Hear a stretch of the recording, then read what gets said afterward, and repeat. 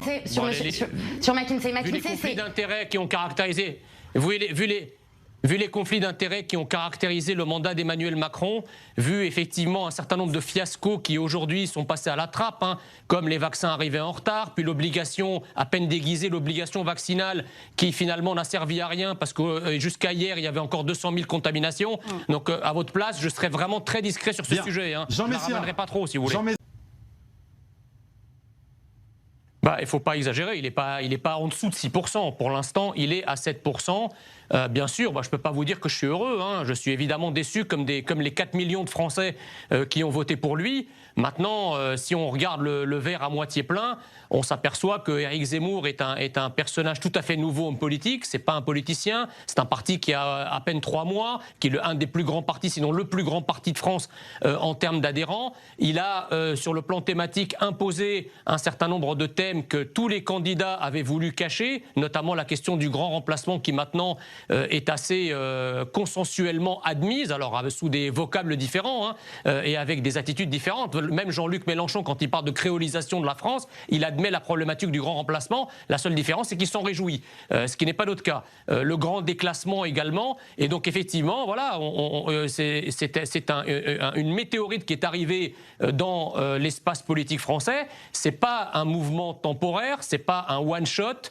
Nous sommes installés désormais dans le spectre politique français. Nous allons présenter des candidats aux législatives. Jean Messia, ça dit quoi justement quand Éric Zemmour met tous ses mots-clés sur la place publique et qu'au final, il n'obtient que 7% des votes?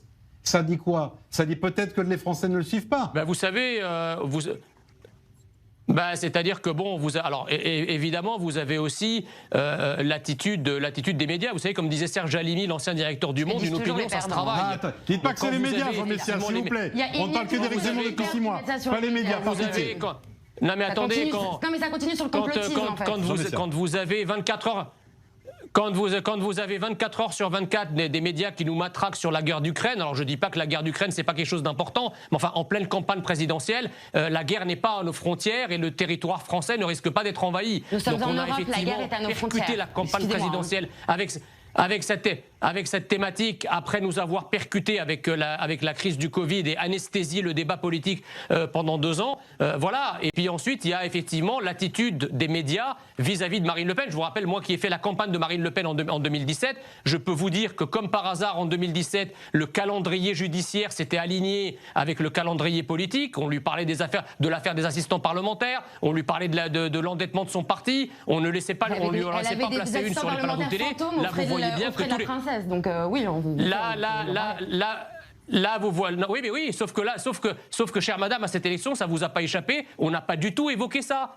Vous voyez, le parquet national financier qui ne s'est pas autosaisi sur l'affaire McKinsey et qui ne s'est pas autosaisi et qui ne s'est pas autosaisi sur les millions supposés qui ont été cachés par Emmanuel Macron de ce qu'il a fait. On va pas faire ce soir le procès des médias, Jean Messia. Mais en fait, c'est un peu, c'est la vérité. Quand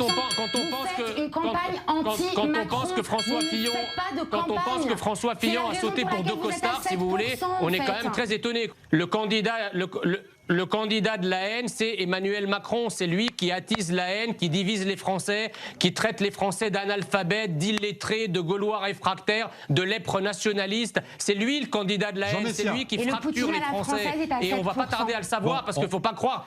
On va avancer, oui, mais on verra, madame. Vous savez, avant son premier quinquennat, j'avais prophétisé la crise des Gilets jaunes. Vous allez voir ce qui va se passer pendant le prochain quinquennat. S'il vous plaît, on ne s'entend plus. S'il vous plaît, Déborah.